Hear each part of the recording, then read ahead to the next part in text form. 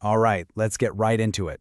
Today, we're basically tearing up the old B2B lead generation playbook and building a brand new one from the ground up, one that's actually built for 2025 and beyond.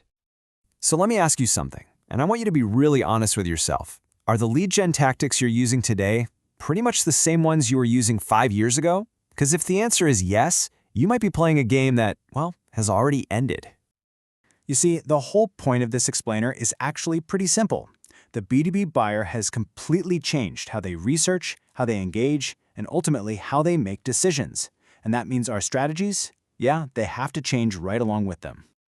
But, before we can jump into all the solutions, we first have to really get our heads around the problem. So let's kick things off by digging into who this new B2B buyer really is. And this slide, wow, this number really shows you the sheer scale of the shift we're talking about. A Gartner study found that a whopping 80% of all sales interactions are now happening in digital channels. Think about that. That means your buyers are doing their homework, they're forming opinions, and they're making decisions all before you even get a chance to talk to them. So you've got to find a way to meet them where they are, and you have to do it in a way that's actually helpful, not just noisy. Okay, so how do you engage this new digital-first buyer? Well, it takes a completely different game plan. Let's break down the new rules of engagement. This slide really lays it all out, right? The old playbook versus the new one. The old way was all about volume, casting a super wide net and just hoping for the best. But the new playbook, it's all about precision. It's about using smart data to find the right accounts and then personalizing everything you do to meet their specific needs. And this is where that shift from being reactive to proactive really kicks in.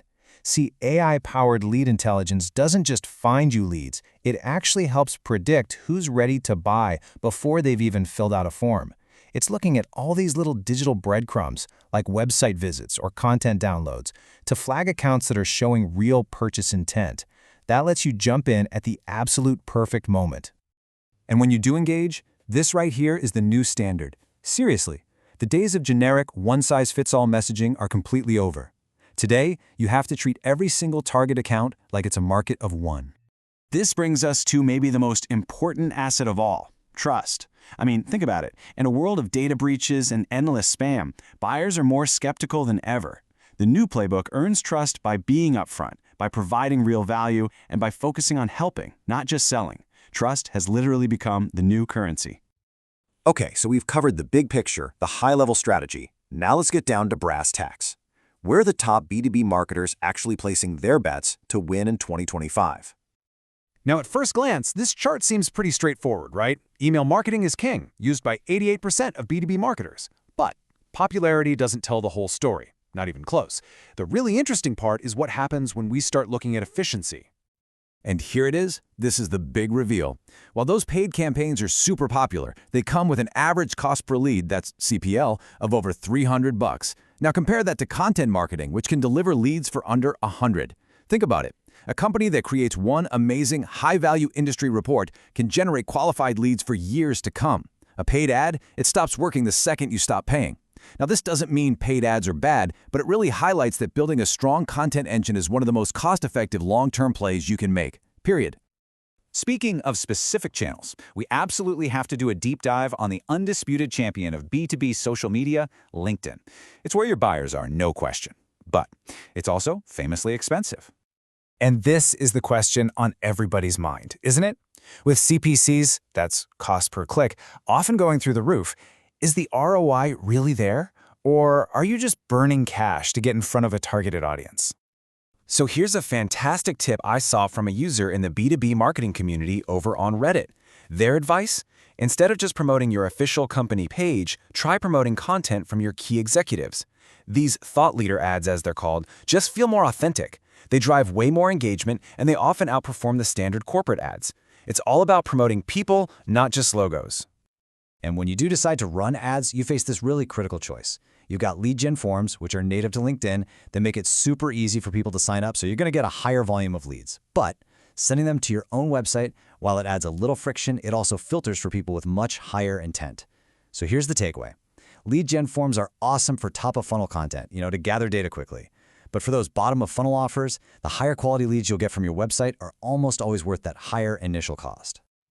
All right, let's tie this all together, because honestly, none of these tactics matter if you can't measure their actual impact on the bottom line. It's time to move beyond those vanity metrics and start talking about revenue. This timeline really shows how we got here and how fast things have changed. In just 5 years, we've gone from using basic email templates to having AI assistants that can literally draft our outreach and predict which deals are going to close. This tech stack, this is what makes the whole new playbook possible. So, why is all that automation so critical? Just look at this number. 10 times. You are 10 times more likely to convert a lead if you respond within the first 5 minutes. Let that sink in. Speed isn't just a nice to have anymore. It's a massive competitive advantage. And honestly, automation is the only way to achieve that kind of speed consistently. So, how do you actually prove your efforts are working?